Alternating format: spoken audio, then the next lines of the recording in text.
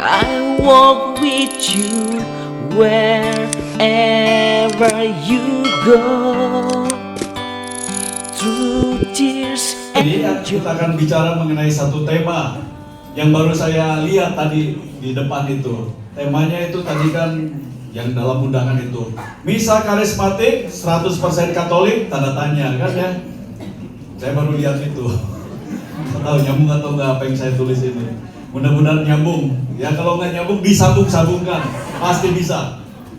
Saudara-saudari yang terkasih di dalam Tuhan. Misa karismatik. Ketika mendengar kata misa karismatik, apa yang muncul dalam pikiran ibu bapak saudara-saudari? Apa yang muncul di kepala? Apa yang muncul?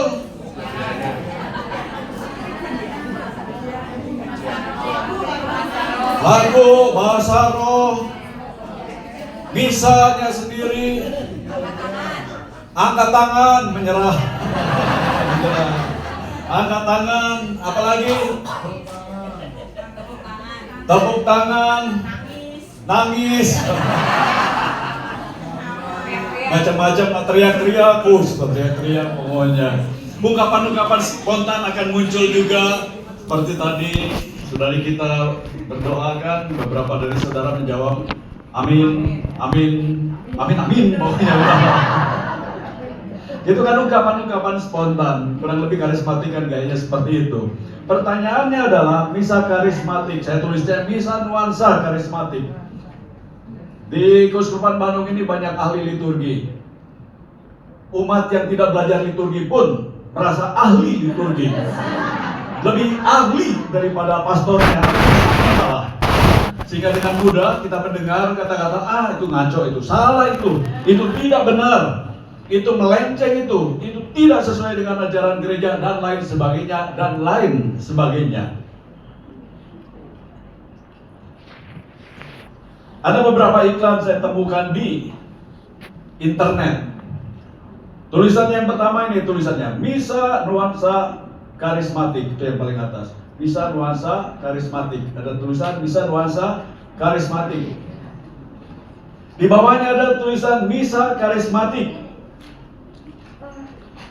Di Keuskupan Bandung, tulisan di bawah bisa jadi masalah besar. Di Keuskupan Bandung, terutama di Keuskupan Bandung, nggak tahu di keuskupan lain. Di Keuskupan Bandung begitu ada tulisan misa karismatik, ngaco katanya. Apalagi bagi orang-orang yang anti gerakan karismatik Katolik akan berkata tidak benar. Misa ya misa. Kurang lebih seperti itulah yang akan dikatakan. Tapi mereka kadang-kadang nggak berpikir kritis. Misalnya ketika ada orang yang meninggal, ada tulisan misa tutup peti, misa malam kembang. Coba, kok mereka tadi yang meninggal itu nggak ada yang protes kan? Walaupun salah, secara istilah salah. Nggak ada yang namanya misa tutup peti, nggak ada yang namanya misa tutup malam kembang. Nggak ada.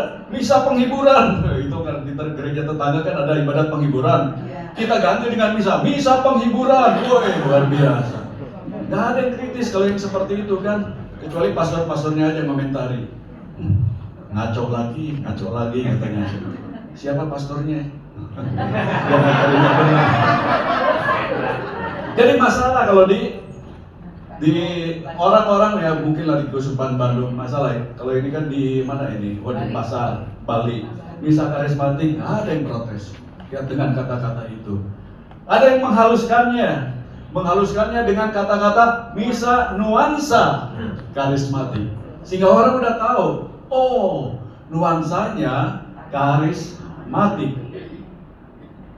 Kita tahu kan karismatik identik dengan tadi yang disebutkan tepuk tangan, sorak-sorai, nyanyi, lagu populer rohani. Pokoknya pada intinya sih sesungguhnya ketika mendengar kata karismatik adalah cara doa dan menyembah yang berbeda. Berbeda dengan kebiasaan-kebiasaan yang ada. Misa ala Taisi misalnya, semuanya lembut, tenang, Tapi nggak ada yang protes bisa alat taise itu. Tapi kalau bisa karismatik, aliran setan dari mana?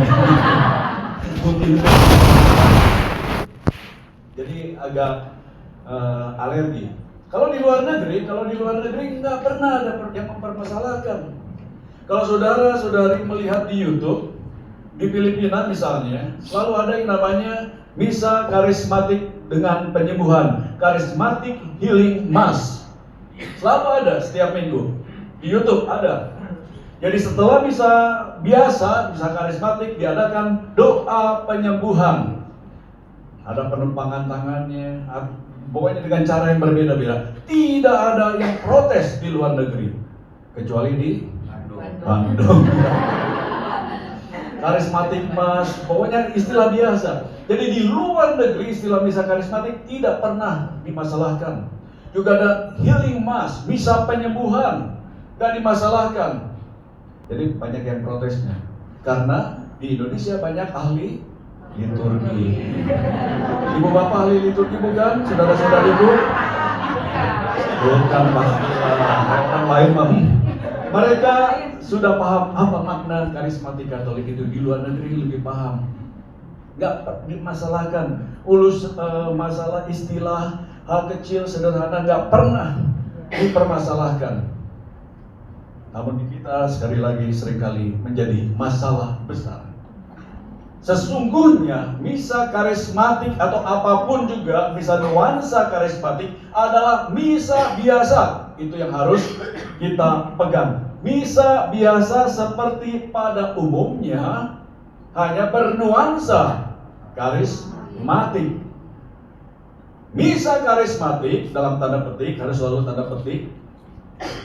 Jangan-jangan misalnya muncul ntar, misalnya kalau ada cuplikan omongan saya di YouTube, misalnya misa karismatik, ngaco pastornya tuh, karena ngambil sepotong. Misa dengan biasa tidak mengubah esensi misa. Misanya tetap sama, gak pernah berubah. Kita tetap hormat pada sakramen dan liturgi. Selalu hormat pada sakramen dan liturgi. Esensi misa tidak berubah. Gak ada yang aneh-aneh dalam perayaan Ekaristi yang kita lakukan, tidak. Dan kita benar-benar hormat terhadap sakramen dan liturgi. Jadi mau disebut ada misa karismatik 100% Katolik atau tidak, nggak jadi soal. Yang penting misa ini dilaksanakan.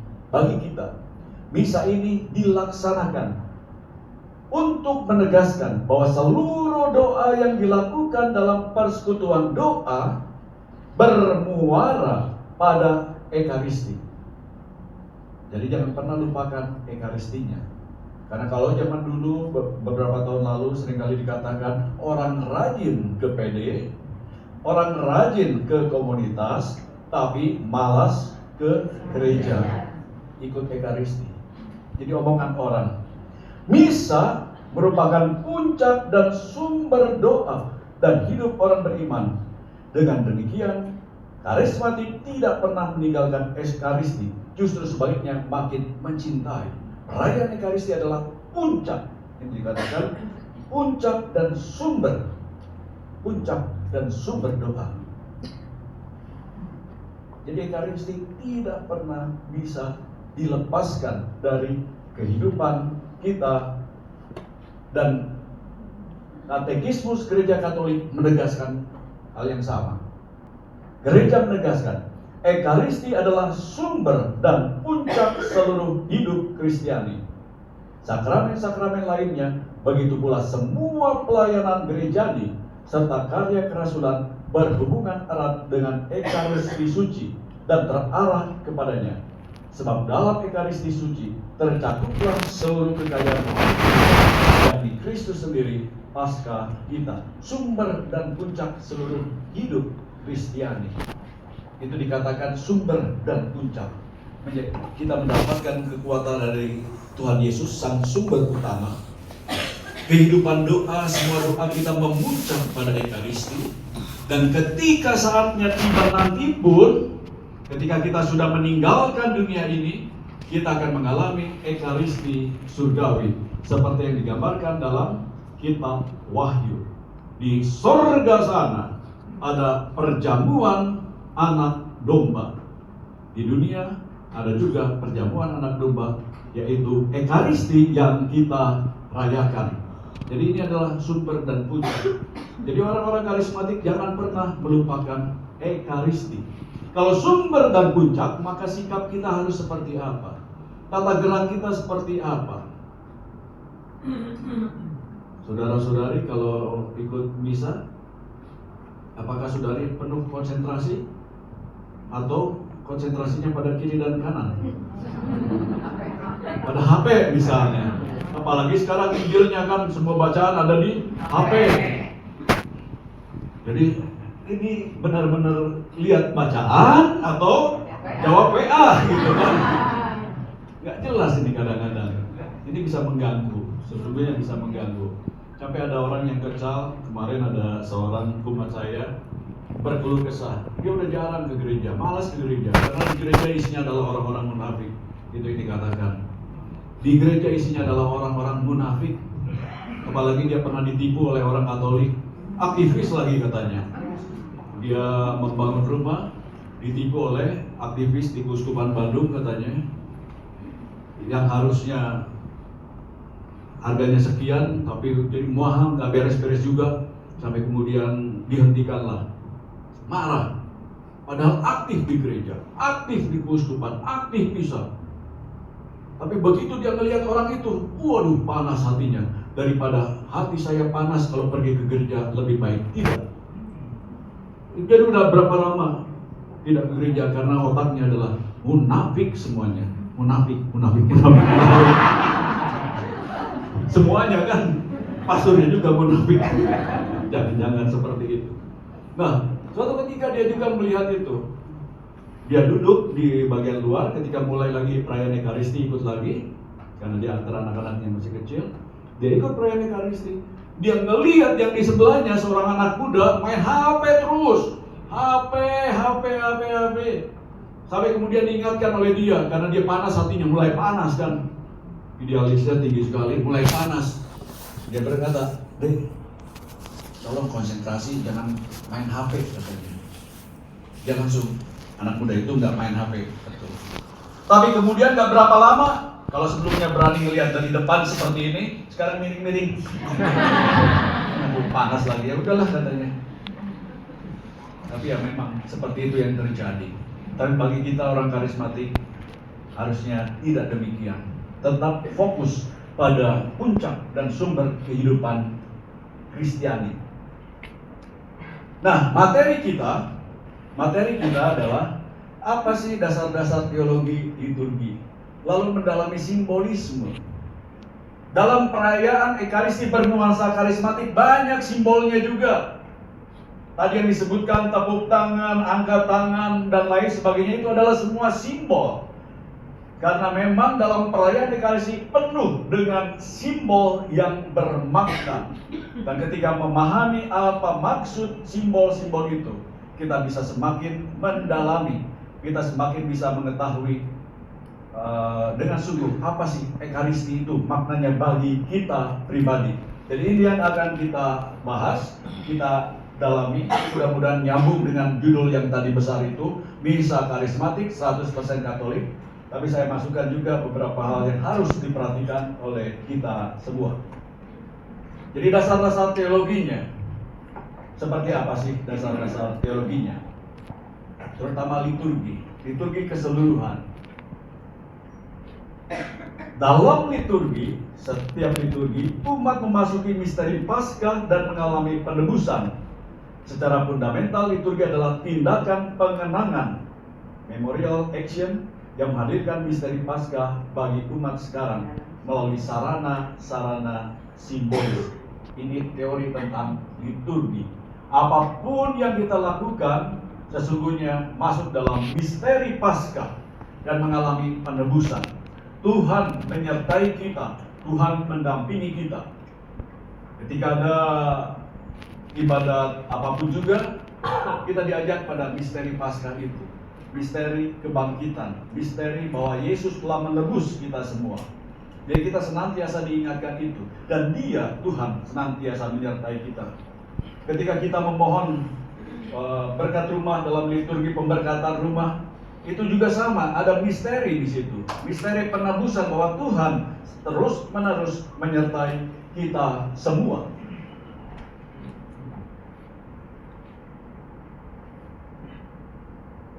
Liturgi adalah karya umat, perayaan bersama.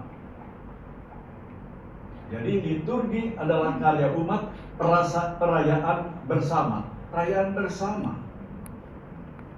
Kadang-kadang kita kalau melihat datang ke gereja, ada lagu-lagu yang susah dinyanyikan. Mungkin kalau kornya menyanyi lagu yang semakin sulit, makin hebat, makin jos mungkin seperti itu. Ada lagu-lagu yang sulit dinyanyikan, sehingga kemudian umat hanya sekedar menjadi pendengar, penikmat saja.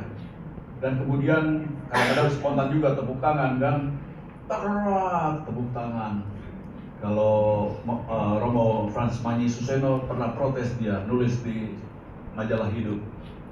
Karena setelah lagu komuninya dinyanyikan dengan luar biasa, bagus sekali.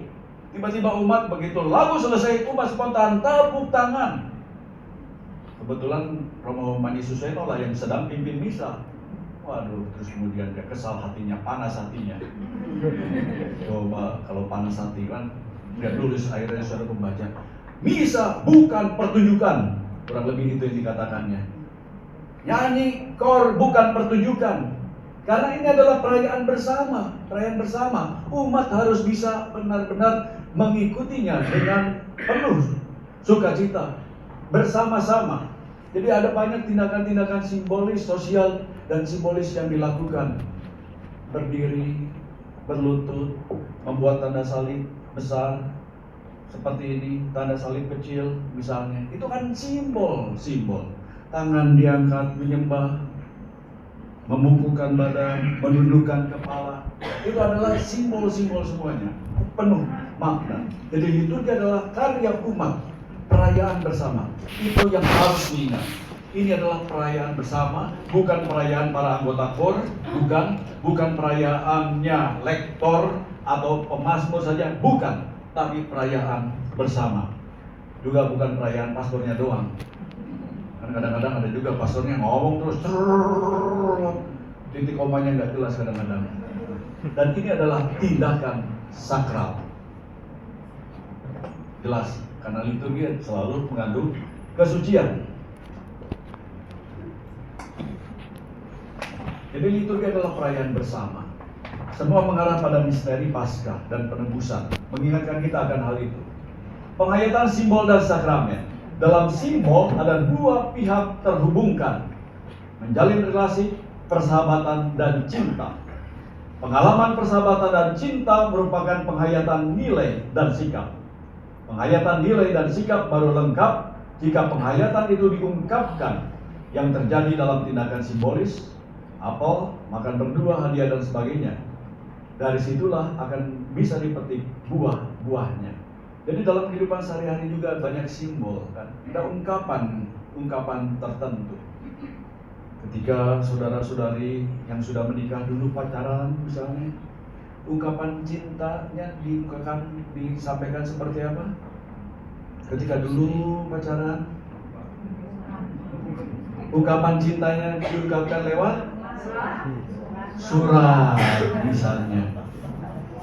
Itu adalah simbol dari kehadiran dirinya kan ya. Lewat surat itu kan zaman dulu pasti kita kan jadul. Masa lalu itu surat-suratan, sekarang kayaknya udah nggak ada surat-suratan. Lewat hadiah, gift yang diberikan, itu kan simbol, ungkapan. Di dalam liturgi pun ada banyak simbol, ada penghayatan simbol dan sakramen diungkapkan. Itu semua diungkapkan lewat simbol-simbol yang nyata, yang bisa dialami, yang bisa dirasakan, yang bisa dilihat. Ada banyak hal, ada banyak simbol di dalam gereja kita. Ada banyak simbol dalam kehidupan kita. Kalau saudara jawab PA lama, wah berarti kita tahu dia bosan dengan WA saya. Tapi kalau orang yang nggak tahu mah ya udah aja. Kenapa sih nggak jawab? Tuh saya lihat lagi online, misalnya kan, dipantau terus jadinya kan. Siapa yang suka mantau, saudara-saudari? Yang suka mantau, kesel gitu nggak dijawab-jawab. Apalagi yang WA ke saya jawab, dan WA-nya hari ini jawab nggak tahu apa.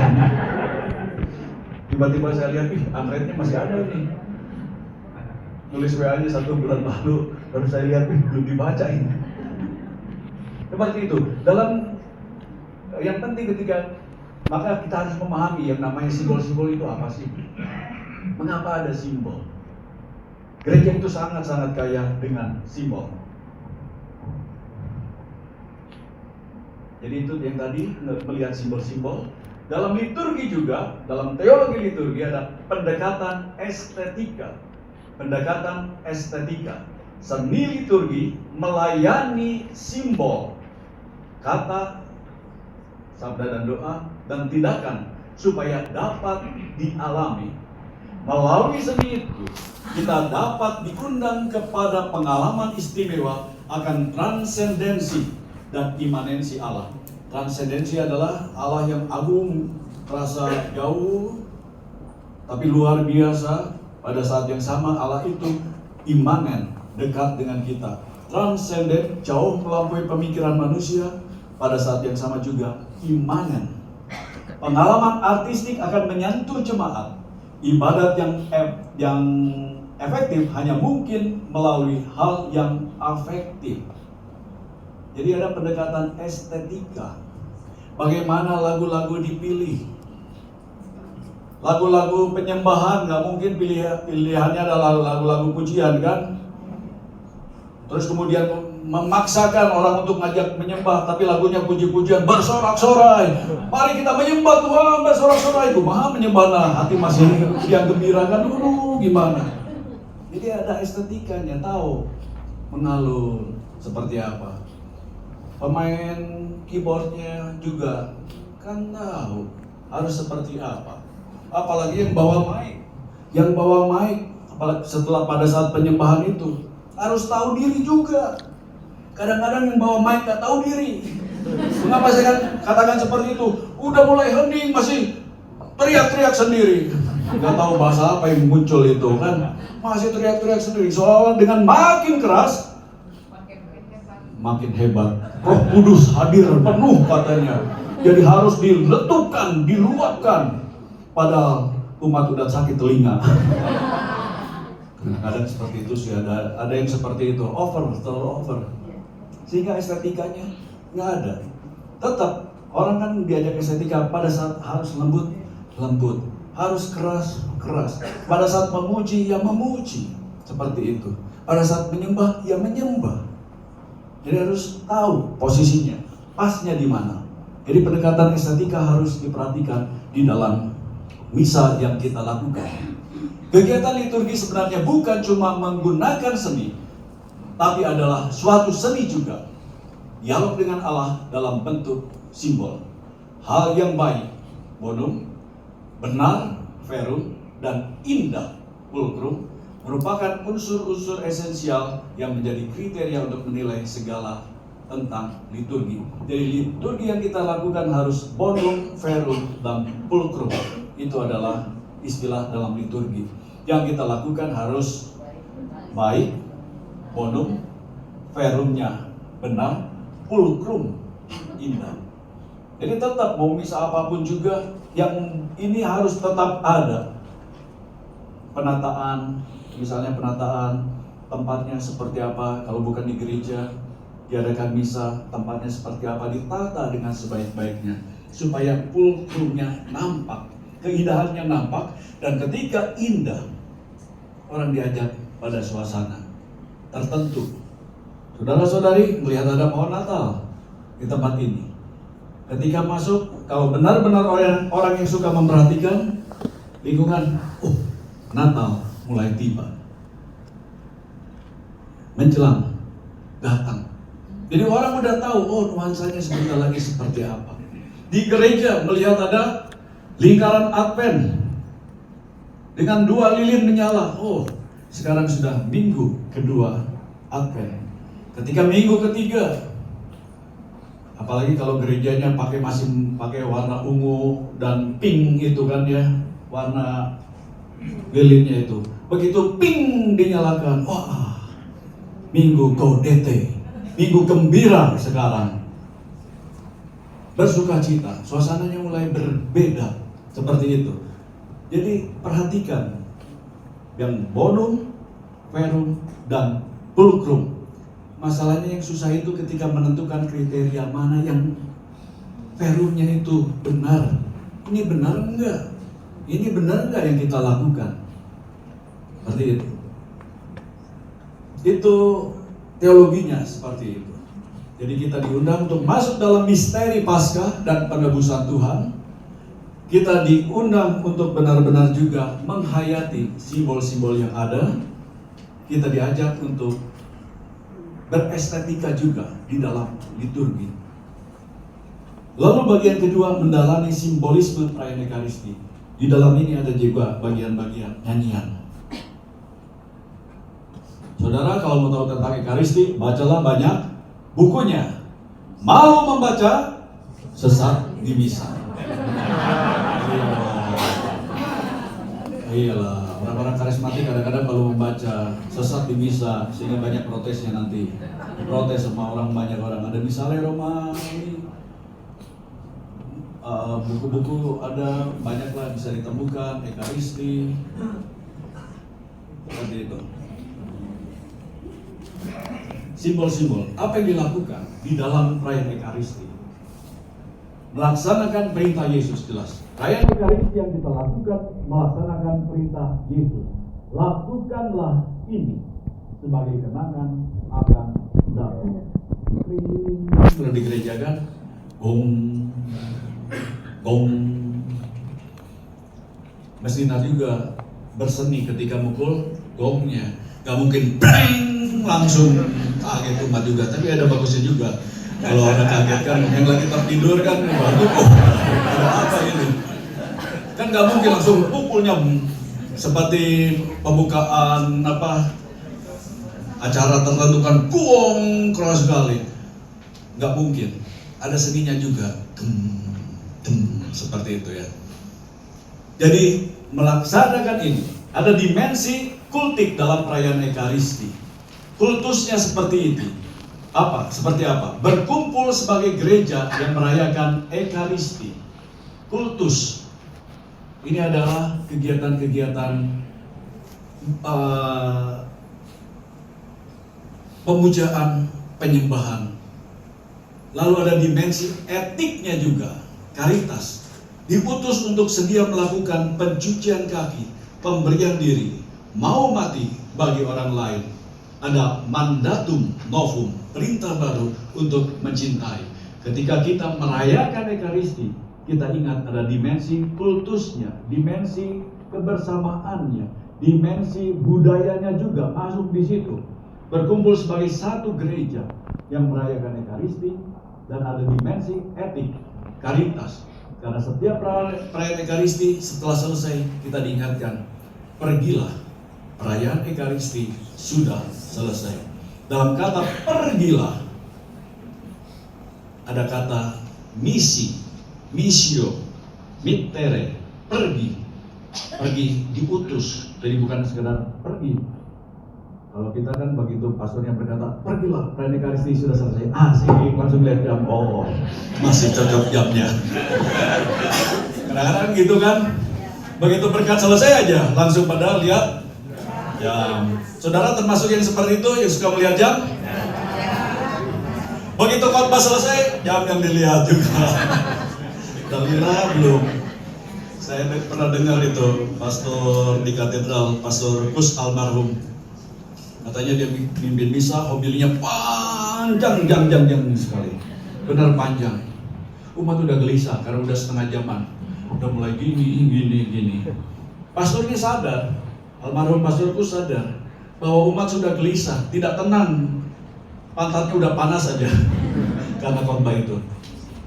Lalu dia berkata, katanya ini umat yang cerita, saya tahu saudara-saudari sudah bosan mendengarkan khotbah saya, tapi khotbah saya belum selesai ya.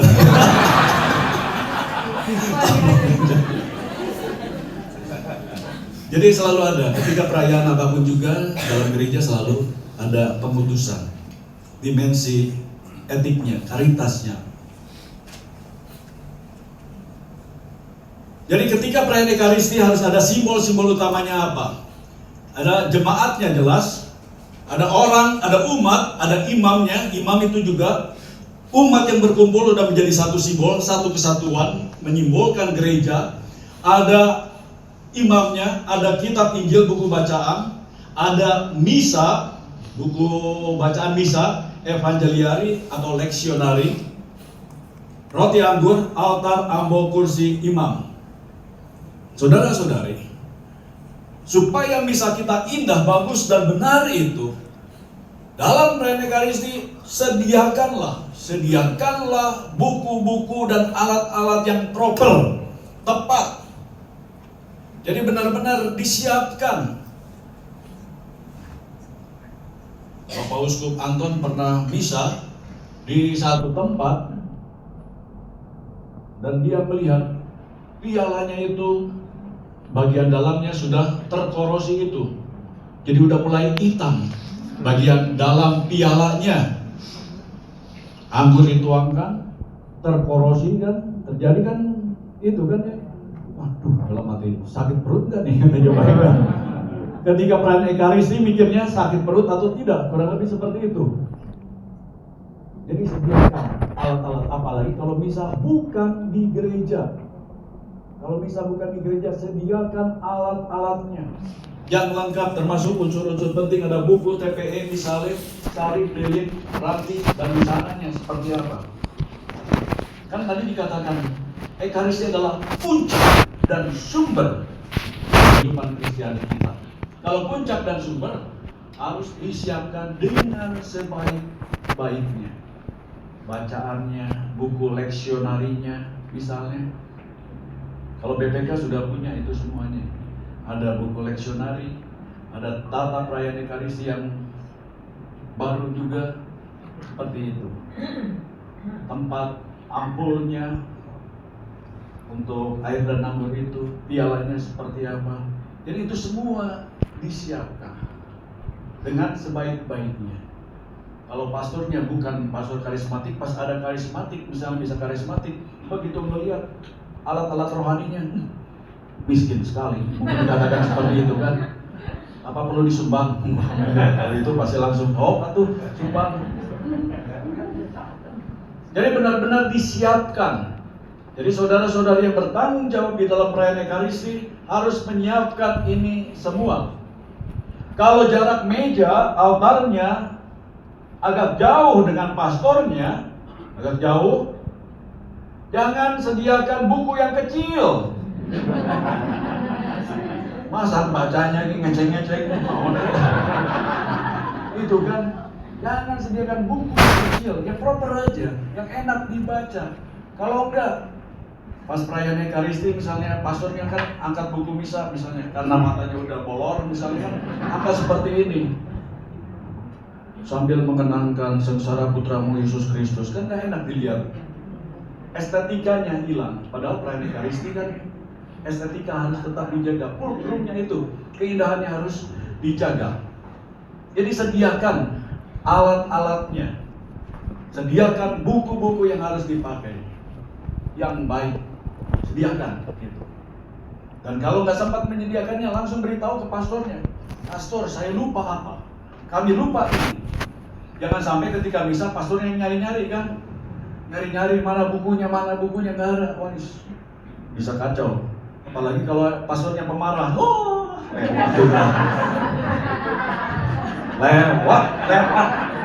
Dulu saya dengar Monsinyur almarhum Monsinyur Uskup Agung Jakarta Leo Suboto, kalau bukunya nggak lengkap atau nggak proper, apa yang terjadi? Lempar bukunya di altar, bukan di altar, pokoknya di panti imam. Sampai para misdinar kalau melayani misalnya Monsinyur Leo Suboto katanya kadang-kadang deg-degan, apa yang kurang. Kalau uskup Bandung mah tenang-tenang aja. Kurang tersenyum aja. Mungkin dalam hatinya berkata, gini aja nggak tahu. Tapi ya tenang aja. Jawab dengan senyum. Karena kita harus menyiapkan untuk perayaan Ekaristi supaya benar. Para petugas liturgi, diakon, lektor, akolit, putra putri altar, dirijen organis, paduan suara, kolektor dan sebagainya. Siap itu juga semuanya. Jangan sampai ketika mau kolektor baru cari-cari kantong misalnya. Jangan sampai seperti itu. Rektornya juga siapkan sebelum perayaan Ekaristi mana bagian yang mau dibaca. Jangan sampai buka-buka buku bolak-balik karena nggak tahu apa yang harus dibaca. Di Laurentius pernah terjadi, lektornya seperti itu, udah siap di depan. Makin grogi kan? Makin grogi. Dia terus gitu, akhirnya pastor yang maju. Cet. Oh. Nah, tapi udah deg-degan duluan kan. Begitu selesai bisa, pastor, mohon maaf katanya, mohon maaf. Jadi harus disiapkan, baca dulu sebelumnya para petugas itu. Putra putri altar kalau ada juga disiapkan semuanya, organis, paduan suara dan seterusnya. Ini teorinya. Kita harus menyadari dalam setiap perayaan Ekaristi, Kristus benar-benar hadir. Kehadiran Kristus di mana? Disimbolkan lewat apa dalam perayaan Ekaristi? Kehadiran Kristus pertama-tama disimbolkan oleh imamnya. Imamnya menjadi alter Kristi, Kristus yang lain. Kehadiran Yesus dalam perayaan Ekaristi disimbolkan lewat apa lagi? Disimbolkan lewat leksionarium. Maaf, bukan leksionarium, evangeliarium. Buku Injil. Buku Injil yang diarang itu menyimbolkan kehadiran Tuhan Yesus. Sudah sangat jelas. Kehadiran Yesus yang nyata nampak dalam hosti dan anggur yang sudah dikonsekrir itu. Itu bukan lagi simbol, tapi kehadiran Yesus yang nyata. Sebelum itu, hosti dan anggur akan menyimbolkan kehadiran Yesus. Tapi setelah dikonsekrir, menjadikan Yesus hadir secara nyata. Jadi itu simbol-simbol kehadiran Kristus. Jadi Kristus benar-benar hadir. Itu yang mau ditekankan. Lalu misal terdiri dari dua bagian, kita udah tahu kan ya. Bagian-bagian dari perayaan Ekaristi seperti apa? Ada liturgi sabda, ada liturgi Ekaristi. Sebelumnya ada ritus pembuka, ada ritus penutup. Jadi kalau digambarkan seperti itu, saudara mau ngitung-ngitung sendiri 9 ritus, 8 ritus, 3 ritus terserah atau enggak. Enggak jadi soal. Yang penting dihayatinya seperti apa. Nah, ini.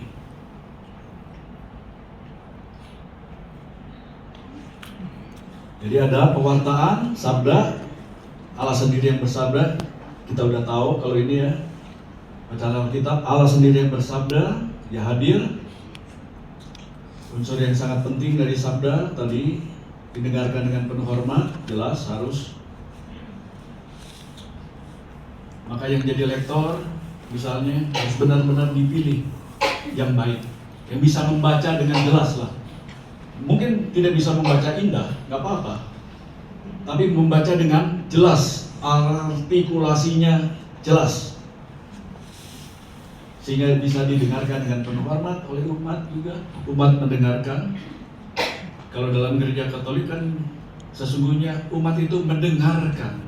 Iman timbul dari mendengarkan. Jadi dalam gereja Katolik beda dengan gereja Protestan misalnya. Kalau gereja Protestan zaman dulu kan suruh bawa Alkitab. Kalau sekarang kan Alkitabnya udah ada di handphone masing-masing. Jadi di gereja Katolik itu diharapkan umat tidak ikut membaca Alkitab dari handphonenya misalnya. Tidak diharapkan. Yang diharapkan adalah mendengarkan dengan penuh hormat. Seperti itu, sabda yang diwartakan. Lalu ada doa syukur agung, kita udah tahu seperti apa, doa presidensial, seperti apa juga. Ini doa dan tugas-tugas imam. Kita lewat saja. Imam, ini semua imam, apa yang harus diucapkan, ada doa yang diucapkan dalam hati ketika menuangkan, misalnya ketika menuangkan anggur dan air dalam piala, imam selalu berdoa Semoga perpaduan air dan anggur ini seperti itu membawa kami pada keahlian Tuhan Yesus. Itu doakan sebelum komuni pun, sebelum menunjukkan lihatlah anak domba Allah.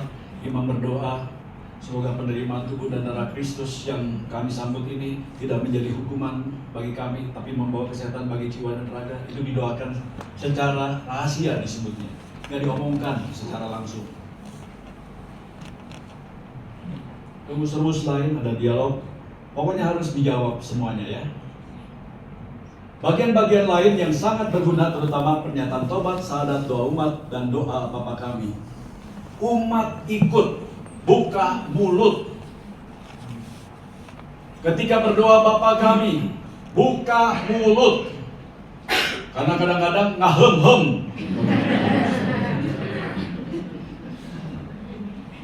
Kadang-kadang juga ada yang berkata, kalau umat berdoa Bapa kami, tangan harus terkatup.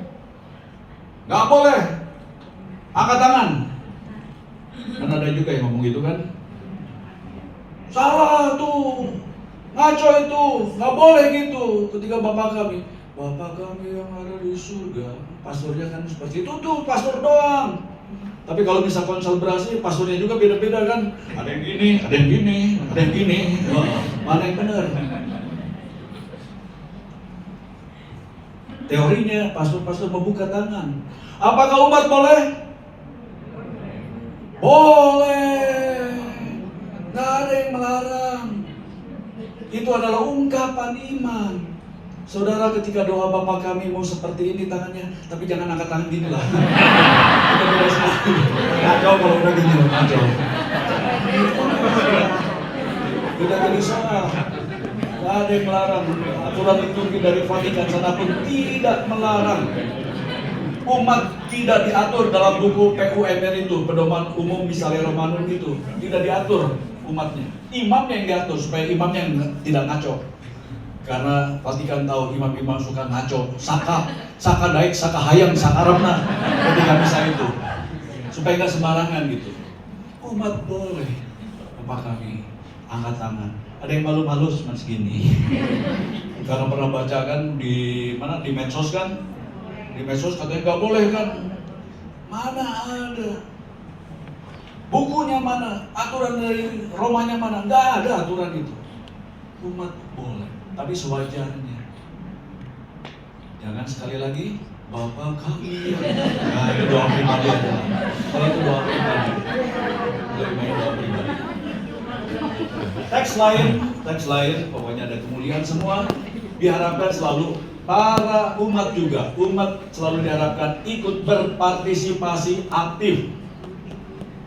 Walaupun kadang-kadang kita nggak paham juga apa makna partisipasi aktif. Karena apa, misalnya ketika doa syukur agung, para umat kan berlutut diam kan. Orang yang nggak paham tentang partisipasi aktif itu apa? Saya diam kok, nggak berpartisipasi. Oh, ternyata partisipasi aktif itu ikut dalam penghayatan. Tapi kan ini nggak dipahami. Kalau zaman dulu di kita, doa syukur agungnya masih edisi eksperimentum itu ada imam, lalu umat ikut, ada bagian doanya juga kan ya. Kalau zaman dulu kan seperti itu. Sekarang full oleh imam. Nah, partisipasi aktif umat ikut mendengarkan, ikut menghayati, dan lebih penting lagi, berimajinasi, membayangkan kehadiran Yesus yang nyata itu seperti apa. Itu aktifnya di situ. Bukan aktif yang lain-lain, aktif ngobrol, aktif buka apa, enggak. Kudus dan lain-lain. Sebagian mengiring-iring terus membuka dan lain sebagainya. Cara membawakan aneka teks jelas lantang gitu ya. Ini untuk para imam juga untuk lektor, untuk pemazmur dan lain sebagainya. Makna nyanyian. Saya lewat ini teorinya, makna nyanyian berdasarkan PUMR ini. Bernyanyi 2 kali, doa, nyanyian seperti ini. Nah, nyanyian dalam misa kita. Misa karismatik dalam tanda petik sering kali diiringi dengan musik dan nyanyian yang lebih kontemporer, yang lebih spontan. Tapi ingat, tetap harus menjaga keberagaman dalam bentuk yang dapat menyatukan umat, bukan mengarahkan pada hiburan semata. Walaupun kita diajak, mari kita bersuka cita di awal sebelum misa itu kan kadang-kadang kan ada lagu pujian kan ya. Mari bersuka cita. Itu bukan untuk hiburan semata, bukan. Tapi memang kita diajak bersuka cita. Lagu-lagu yang digunakan ini yang penting harus sesuai dengan ajaran gereja Katolik dan mendukung penghayatan iman umat. Lagu seperti apa yang sesuai dengan ajaran Katolik itu? Lihat teksnya dengan teliti. Kini saatnya. Terus lagunya apa lagi? Berdiri di altar. Kurang ajar katanya. Kalau bagi kita kan, nggak boleh berdiri di altar. Mana boleh. Tapi kadang-kadang kalau nggak tahu kan kita nyanyikan karena lagunya kan enak sekali kan. Berdiri di altarmu. Sebab Allah Maha Tinggi hadir di segera. Benar-benar menghayati kehadiran Tuhan. Kita nyanyinya pun bisa sambil merem-merem kan. Tapi ini teksnya tidak sesuai dengan ajaran Katolik. Jadi perhatikan teksnya juga dan mendukung penghayatan iman umat. Saya menemukan lagu ini ada dari buku ini Keuskupan Agung Jakarta yang buat yang namanya Kidung Syukur. Lagu-lagu pop rohani banyak di tempat ini. Dan lagu ini sudah mendapatkan imprimatur. Dapatkan nihil obstat, ada pengantarnya dari kardinal yang lama, Kardinal Yuwono. Kalau bukunya seperti ini, ada imprimatur, ada nihil obstat, pakai aja. Di sini ada lagu misalnya. Kidung apa kata itu? Kau sungguh indah. Itu lagu rohani sekali kan? Kau ajaib, kau mulia. Dari sini nyanyikan saja. Don't worry, be happy. Ada imprimatur. Harus punya. Ada imprimatur, terutama yang ada imprimaturnya. Kalau yang tidak ada imprimaturnya, konsultasikan dulu dengan imam yang memimpin misa. Kasih teksnya supaya baca apakah sesuai dengan ajaran gereja Katolik atau tidak. Supaya baca teksnya dulu. Gimana belinya? Jadi harus juga pedoman pemilihan lagu harus sesuai dengan konteks liturgi, menggambarkan atau menekankan tema misa pada hari itu. Jadi dilihat, dipilih dengan sebaik-baiknya lagunya seperti apa. Jangan pada masa Prapaskah kadang-kadang masih kita lupa. Haleluya 12 kali. Haleluya. Haleluya nggak boleh. Puji Tuhan katanya. Puji Tuhan. Cuma ganti katanya doang. Ya, cincailah kan katanya. Tapi ingat, harus temanya lihat, tema liturgi. Masa Advent seperti apa, masa Prapaskah seperti apa, Natal seperti apa, masa Paskah seperti apa. Lagu-lagu ini yang penting, harus membantu umat untuk berdoa, menyembah, dan merenungkan misteri iman yang mereka rayakan. Jadi membantu umat untuk berdoa, menyembah, dan merenungkan misteri iman yang mereka rayakan. Selain itu, lagu-lagu hendaknya mudah diikuti oleh umat, menggugah semangat, memperkaya pengalaman rohani mereka.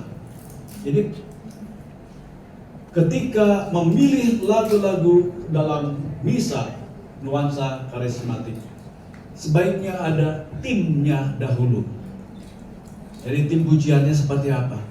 Perhatikan baik-baik teksnya itu seperti apa, syairnya seperti apa. Jadi benar-benar dilihat syairnya apakah sesuai atau tidak dengan ajaran gereja Katolik.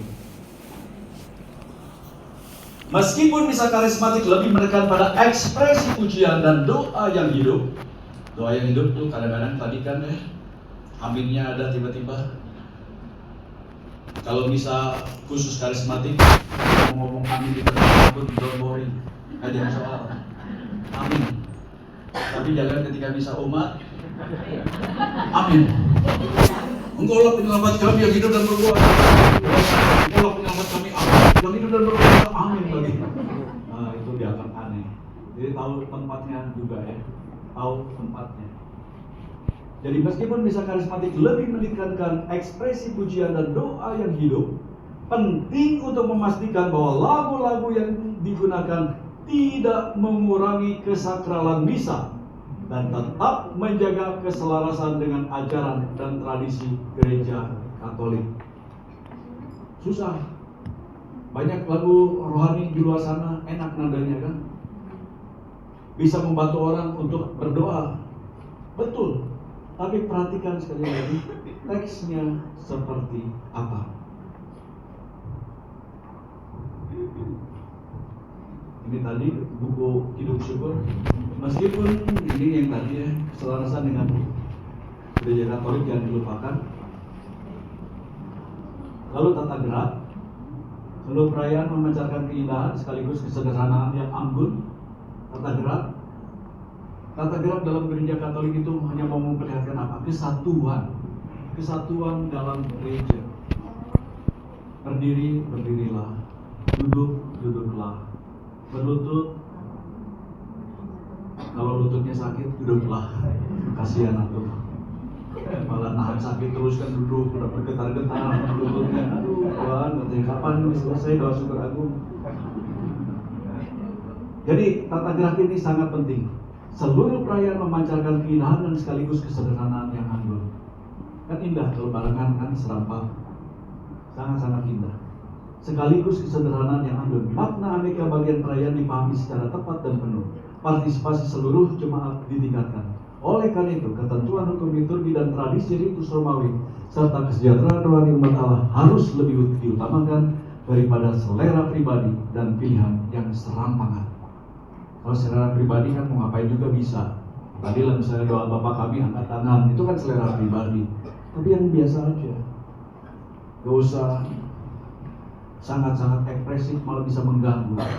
Sikap tubuh yang seragam menandakan kesatuan seluruh jemaat yang berhimpun untuk merayakan liturgi kudus. Kesatuan seluruh jemaat yang berhimpun. Sebab sikap tubuh yang sama mencerminkan dan membangun sikap batin yang sama. Harapannya itu kan, sikap batinnya pun sama. Berdiri ini teorinya, kapan-kapan saja harus berdiri. Kita nggak akan melihat karena saudara-saudari semua sudah tahu kapan harus berdiri, kapan harus duduk, kapan harus berlutut. Ini buat berdiri. Selama duduk seperti apa yang harus diperhatikan. Kapan saatnya umat duduk. Sedapat mungkin kita pun terus mengikutinya. Kecuali kalau perayaan Ekaristinya kita semua duduk di bawah. Duduk di bawah. Duduk di bawah. Imamnya altarnya kecil misalnya. Altarnya kecil. Lebih baik duduk semuanya. Walaupun doa Bapa kami biasa berdiri, duduk saja. Kasihan imamnya, udah capek katanya lututnya udah sakit harus berdiri duduk. Tapi rata-rata seperti itu. Kalau duduk semua pakai diklik itu, duduk saja. Walaupun kita tahu Bapak kami berdiri, diam di tempat. Karena udah kebiasaan. Doa Bapak kami kan otomatis pada berdiri. Selalu kalau itu kan duduk saja. Jika keseragamannya itu nampak, keseragamannya sangat-sangat kelihatan. Mat berlutut. Kapan? Kalau sakit lututnya ya sudahlah, nggak usah tuh. Kecuali kalau ada masalah kesehatan atau tempat ibadah tidak mengizinkan, entah karena banyak umat yang hadir, entah karena sebab lain, nggak bisa berlutut ya sudah. Tapi ada juga yang tetap berlutut kan ya, walaupun di tegel tetap berlutut. Di Singapura itu begitu konsekrasi rata-rata semua berlutut kan, bisa di Singapura berlutut. Walaupun umat yang lain berdiri, tapi banyak yang berlutut ketika konsekrasi. Sikap tubuh, satu sama ya. Sikap tubuh dan tata gerak kita lewat saja. Kapan menundukkan kepala, ini kan teorinya semua. Yang kadang-kadang juga kita tidak tahu.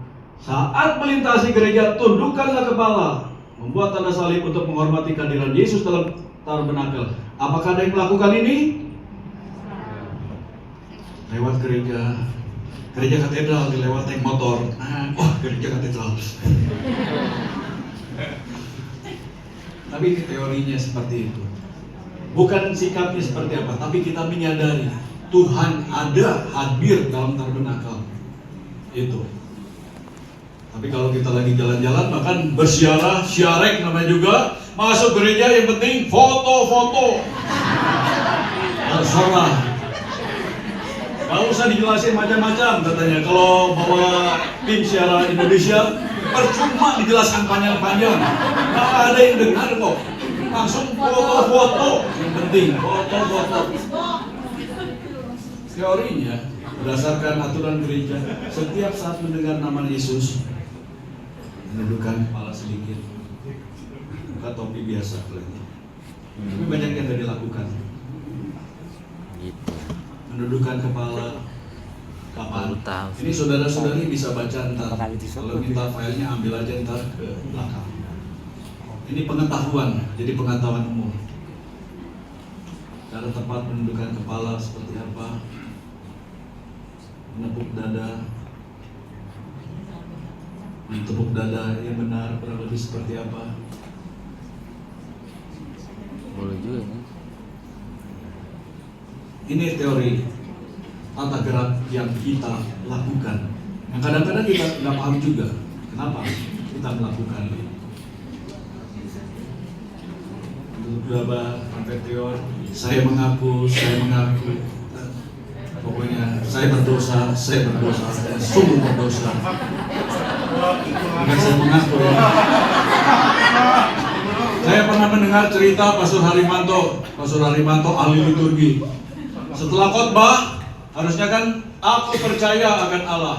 Begitu khotbah selesai, marilah kita mengungkapkan iman kepercayaan kita dengan mendoakan syahadat. Saya mengaku, seluruh umat ikut kepada Harimanto. Di tengah-tengah pada berhenti semua sambil senyum-senyum. Iya sama saja. Itu Pastor Harimanto bercerita begini. Lo katanya ahli liturgi, dia bilang ahli liturgi salah juga. Pastor juga manusia, menumpukan badan. Kita juga kan selalu ketika kredo itu kan ketika yang dikandung dari Roh Kudus, kita selalu diundang membungkukkan badan. Kapan berlutut dengan kedua kaki. Dalam doa pribadi berlutut dengan kedua kaki kapan? Ini kapan berlutut, lewat saja, merebahkan, salat habisan, salam, ciuman damai. Kalau sekarang udah kebiasaannya gini-gini semua ya. Tapi kalau di luar, salaman, woi selamat datang di luar gereja. Dalam gereja udah nggak berani salaman, haram. Kami Tuhan bersamamu. Bisa biasa atau bisa apapun juga. Aduh, kadang-kadang saya kesal sendiri. Damai Tuhan bersamamu, semuanya kuat. Ke depan dahulu semuanya.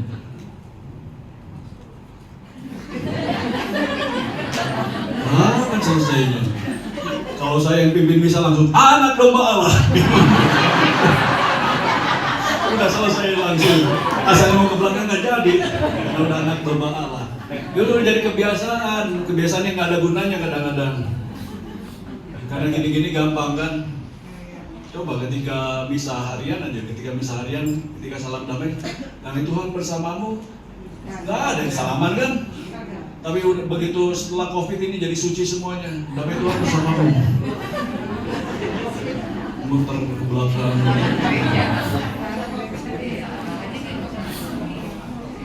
Sekarang masa COVID sudah lewat. Memang boleh, nggak ada yang melarang.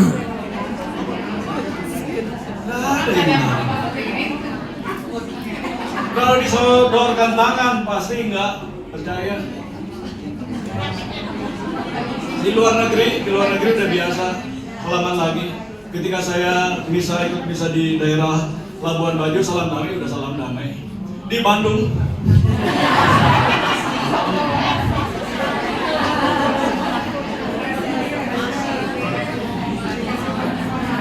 salaman juga nggak akan ada yang melarang. Harusnya Romo Tapi yang yang tahu. dalam misa karismatik juga ada saat hening yang pernah Bukan dilupakan. kita yang inisiatif, Saat ya hening. kan? Sebelum misa harus hening. Harusnya gitu. Tapi kadang-kadang kalau misa karismatik sebelum misa pun rame. Pas pujian, sebelum pujian hening. Sok siapa yang sebelum misa suka ngobrol?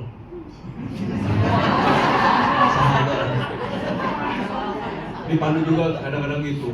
Pastornya udah siap, misa udah diam, saya udah diam misa. Prodiakon yang ribut, aduh Tuhan. Udah dipasang tulisan di sakristi Laurentius. Harap hening, tenang. Nah, ada yang baca kurang ajar. Tetap aja pas mau misa, aduh masih ribut. Padahal udah Boleh, semua, padahal. ada yang ngurusin bajunya, ada yang ngurusin Bang nggak boleh. hening, jangan lupa hening. Apalagi setelah komuni ya, sebelum misa, setelah komuni hening dahulu. Jangan langsung keluarkan handphonenya. Karena nunggu komuni lama, handphonenya yang keluar. Atau mulai ngobrol. Kadang-kadang bisa karismatik kayak gitu juga. Kedengaran sekali kan, udah mulai bisik-bisik. Wah, udahlah salah.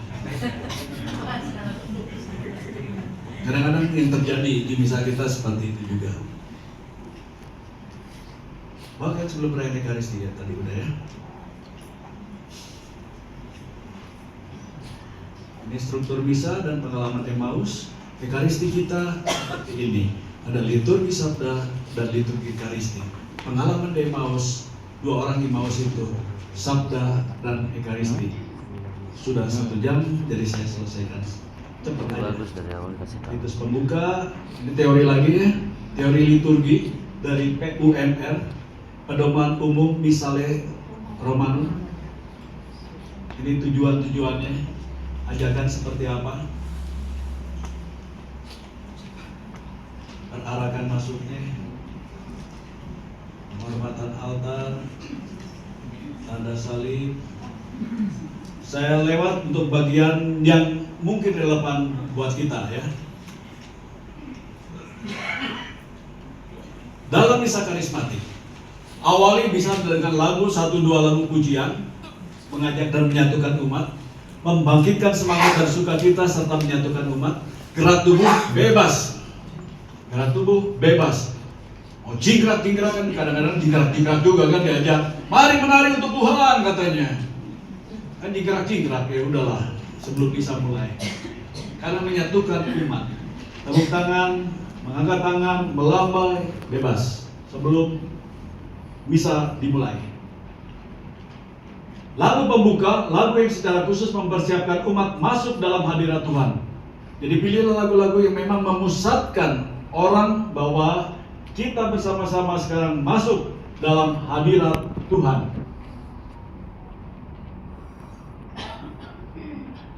Lalu liturgi sabda. Dalam liturgi sabda nanti ada mazmurnya. Nih, saya lewat ini.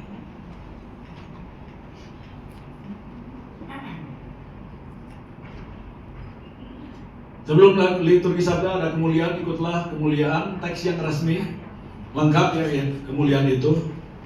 Kalau zaman dulu masih diperkenankan yang sepotong-sepotong lagu kemuliaan itu. Kalau sekarang diharapkan semua teks yang lengkap itu, teks lengkap. Mazmur tanggapan atau lagu antar bacaan. Sedapat mungkin kalau bisa dinyanyikan mazmur tanggapan.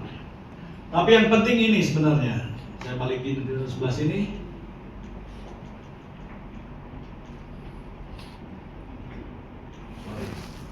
Nih. Ini teorinya. Tidak diizinkan mengganti bacaan dan mazmur tanggapan, bacaan-bacaan Alkitabnya yang berisi sabda Allah dengan teks-teks lain yang bukan dari Alkitab. Ini aturan resmi dari sononya. Tidak diizinkan mengganti bacaan dan mazmur tanggapan yang berisi sabda Allah dengan teks-teks lain yang bukan dari Alkitab. Jadi teksnya ingat, Alkitab semuanya. Maka ketika memilih bacaan, boleh bacaan di seharian, bacaan khusus juga boleh. Tapi jangan lupa konsultasi dengan pastornya. Jangan lupa itu. Nah, lalu Mazmur tanggapan atau lagu antar bacaan. Pedoman umum selalu teksnya. Teks Alkitab jangan dilupakan. Sedapat mungkin Mazmur tanggapan dipakai. Namun bisa memakai nyanyian sabda untuk konsultasi dengan imamnya. Lihat aja lagu-lagu dalam perayaan perkawinan, mau ada misa perkawinan atau pemberkatan perkawinan. Lagu Mazmur tanggapan seringkali diganti dengan nyanyian sabda, firman-Mu, atau lagu kasih, dan seterusnya. Itu teksnya dari Alkitab. Jadi pedoman yang paling penting dari Alkitab. Jangan lagu yang lain. Lagu antar bacaan dinyanyikan lagu The Prayer-nya Celine Dion. Lagunya bagus, betul bagus. Tapi tidak diperkenankan mengganti itu. Pakailah dari itu. Baik pengantar Injil, ini baik pengantar Injil juga. Baik pengantar Injil, haleluya itu harus dinyanyikan. Jika tidak ada yang bisa menyanyi, dilewati. Baik pengantar Injil, haleluya misalnya. Haleluya kan terus ada baik pengantar Injilnya kan ya. Kita udah mengajak lagu haleluya, haleluya, semua umat udah haleluya, semua jawab. Tiba-tiba lektornya baca, kasih-Mu Tuhan senantiasa kami rasakan. Lalu haleluya lagi. Itu tidak diperkenankan dalam liturgi perayaan Ekaristi. Haleluya cukup berhenti titik, gak usah ada bait-baitnya lagi. Misalnya, udah berhenti aja. Tapi kadang-kadang sekali lagi kalau pastornya cincai-cincai, ya bolehlah katanya. Tapi teorinya, teori liturginya tidak diperkenankan. Jadi baik pengantar Injil ayatnya itu kalau hanya diucapkan nggak boleh. Jadi jika tidak ada lewati aja. Begitu yang bisa dinyanyikan lewatin aja. Di sini ada haleluya 12 kali. Haleluya, haleluya. Boleh aja, tapi titik udah. Jangan dipaksakan memakai lagu lainnya. Ini catatannya. Kemudian liturgi Ekaristi udah kita tahu. Liturgi Ekaristi saya akan lebih tepat ke bagian setelah komuni. Ritus komuni apa kami? Nah, biasanya penyembahan terletak di mana? Penyembahan setelah komuni dan sebelum doa sesudah komuni. Itu tempatnya setelah komuni. Penyembahan bertujuan untuk membuka hati umat agar, karena ini misa karismatik ya, lebih peka terhadap kehadiran Roh Kudus dan merasakan perjumpaan pribadi dengan Tuhan. Lalu penyembahan menuntun pada kontemplasi dan hubungan yang dalam dan penuh kasih dengan Tuhan. Tempatkan di tempat ini. Jadi setelah komuni, makanya tadi komuni juga kan bukan satu untuk ngobrol. Walaupun panjang komuninya, tetap ini. Lagu komuni boleh dinyanyikan di tempat ini. Nyanyikanlah lagu komuni penyembahan. Tapi tetap kalau yang pimpin misalnya bukan pastor yang tidak mengenal karismatik, harus diberitahu. Karena dia bisa bingung-bingung.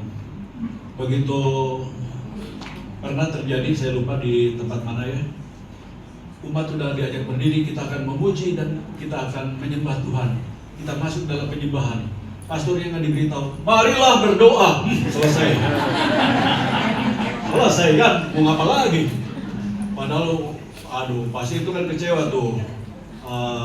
Tim pujian pasti kecewa kan. Udah menyiapkan lagunya kok nggak jadi katanya. Seperti itu. Nah, ini juga kan di tempat ini tetap suasana itu harus dijaga. Keanggunan misa itu harus tetap dijaga. Kalau ada senandung dalam roh, senandunglah. Kalau ada yang mendapatkan karunia bahasa roh, berbahasa roh lah. Tapi tetap teratur, pulkrumnya, keindahannya, estetikanya tetap dijaga.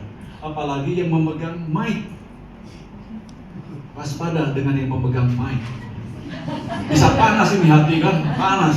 Makin teriak, makin kenceng. Tapi telinga orang sakit.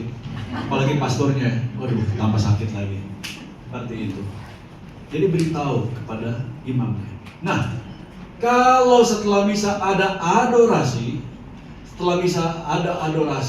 lewati penyembahan ini, gak usah. Nanti pada saat adorasi penyembahannya, sebelum umat diberkati itu, penyembahan letakkan di tempat itu. Jadi kan orang diajarkan menyadari kehadiran Tuhan kan dalam adorasi kan menyadari kehadiran Tuhan, lagu-lagu biasa kita menyadari kehadiran Tuhan. Jadi kan adorasi pasti lagunya udah nggak ada yang pujian jingkrak nggak ada, kecuali di luar negeri adorasi ada pastornya waktu World Youth Day di Sydney, saya ikut World Youth Day di Sydney. Aduh, nggak juga, saya nggak bisa itu. World Youth Day ada adorasi. Pastornya pegang monstran itu, nyanyinya lagu jingkrak. Hostinya pun monstrannya. Itu di Sydney itu, pastor Kapusin gitu, seperti itu. Padahal sebelumnya tenang dan penyembahan. Tapi kemudian umatnya, imamnya itu berkata, kita dengan kehadiran Tuhan kita harus bersuka cita, harus bergembira. Tuhan hadir di tengah-tengah kita. Kurang lebih seperti itu. Angkat dia monstran, jingkrak, lagunya juga jingkrak. Waduh, dalam hati saya, wah tampol nih kalau tahu. Jadi tahulah tempatnya seperti apa. Jadi habis menyadari kehadiran Tuhan, terus kita diajak penyembahan. 1-2 lagu penyembahan oke. 1-2 lagu penyembahan oke. Terus kemudian hening, menyadari kehadiran Tuhan yang akan memberkati kita. Lalu diberkatilah umat. Dan biasanya kalau adorasi karismatik berkatnya pribadi gitu ya, satu demi satu. Tapi tempatnya jelas harus pas dan ideal. Umatnya diatur sedemikian rupa, jangan sampai pergerakan Tuhan Yesus dengan monstrannya itu, imam dan monstrannya terganggu, umat pindah-pindah, geser-geser, tetap rapi gitu ya. Mesdinar yang bawa lilin, oke, di depan atau di belakang 2 orang nggak apa-apa, 1 orang paling depan kalau perlu, mengarahkan jalannya. Saya tetap lagunya lagu menyadari benar-benar kehadiran Tuhan. Setelah penyembahan selesai, setelah berkat selesai, imam menaruh monstran kembali, sakramen Maha Kudus, terus imam turun ke depan, di depannya, lalu hening dahulu, bersyukur kepada Tuhan atas kehadirannya yang memberkati kita semua. Lalu kemudian lagu pemindahan lagi sakramen Maha Kudus, keluar dari tempat itu, lagu pujian dan syukur, lagu syukur lah, terutama lagu syukur ya. Tapi jangan lupa ya, ketika adorasi, saudara-saudari, kasihan pastornya, sediakan tempat untuk berlutut itu, sediakan dingklik untuk duduk. Bayangkan kalau berlutut terus. Saya pernah adorasi di Laurentius, nggak dikasih bantal, Tuhan,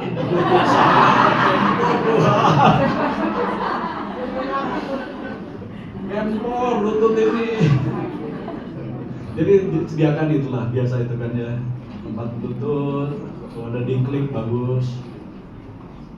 Teman-teman KTN itu kalau yang urusan adorasi udah lebih biasa, mereka lebih biasa. Jadi menuntut orang pada kontemplasi ya. Menyembah itu kalau adorasi. Ritus penutup biasa. Setelah ritus penutup, lagu penutup kan kita tahu, lagu penutup udah biasa lagi. Jadi setelah doa komuni, ritusnya bebas, kita lebih berekspresif lagi, oke. Jadi setelah doa komuni pada bagian ritus penutup, ini kalau bisa biasa. Catatan selalu ini, penting ini. konsultasikan dengan imam yang memimpin misa. Apalagi kalau imamnya tidak paham tentang karismatik Katolik. Kalau tidak, berantem. Dicap aliran negatif semua. Berantem pasti, nggak boleh. Walaupun kita tahu juga kadang-kadang di gereja juga kan ada orang-orang yang nggak terlalu suka sama karismatik, lagu-lagunya terutama kan ya, merasa lagu-lagunya. Jadi kadang-kadang kalau kita mau mengadakan misa karismatik, konsultasi dengan pastornya, harus diberi pengumuman misa jam sekian, misa bernuansa karismatik, sehingga orang yang datang tahu, oh nanti ada misa karismatik. Mau full band terserah, mau enggak terserah, seperti itu. Konsultasi dengan imam yang memimpin misa, wajib, kudu, harus. Kalau tidak bisa ribut. Terima kasih.